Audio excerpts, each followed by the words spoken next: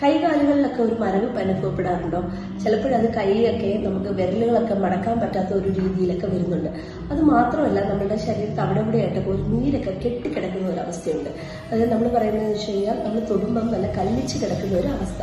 അപ്പം ഈ ഒരു അവസ്ഥയിൽ യഥാർത്ഥത്തിൽ നമ്മൾ ഒരു മസാജൊക്കെ ചെയ്യുമ്പോഴത്തേക്ക് നമ്മളൊന്ന് ചില ബോഡിയിൽ നമുക്കതൊരു റിവേഴ്സ് എഫക്റ്റ് കിട്ടാറുണ്ട്. അപ്പം അങ്ങനെയുള്ള സ്ഥലങ്ങളിൽ നമ്മളൊരു ചികിത്സ ചെയ്യാറുണ്ട്. കിഴി എന്ന് പറയുമ്പോൾ നമ്മൾ ആവിക്കിഴിയാണ് ചെയ്യുന്നത്. ആവിക്കിഴി എന്ന് പറയുമ്പോഴത്തേക്ക് അത് കുറേ ചൂർണങ്ങൾ അടങ്ങിയ ഒരു കിഴിയാണ്. സാധാരണ രീതിയിൽ നീർക്കെട്ടുള്ള ശരീരത്തിൽ നമ്മൾ മസാജൊക്കെ ചെയ്യുമ്പോൾ പിറ്റേ ദിവസം നമുക്കൊരു പനിയോ അല്ലെങ്കിൽ ഒരു ബോഡിക്കൊന്ന് ഭയങ്കര പെയിൻഫുള്ളോ ഒക്കെ ആവാനായിട്ടുള്ള ഒരു ചാൻസ് ഉണ്ട്. അപ്പോൾ ആ സമയത്ത് നമുക്ക് ചെയ്യാവുന്നതാണ് കിഴി എന്ന് പറയുമ്പോൾ ആവിക്കിഴിയാണ്. ഇത് നമ്മൾ ഈ ഫിംഗേഴ്സിൻ്റെ സ്ഥലത്തൊക്കെ നമ്മളിങ്ങനെ കിഴി ഇങ്ങനെ ഇടിച്ചു കൊടുക്കാറുണ്ട്. അതുകൊണ്ട് തന്നെ നമ്മൾ ചൂട് കൊടുക്കാറും ഉണ്ട്.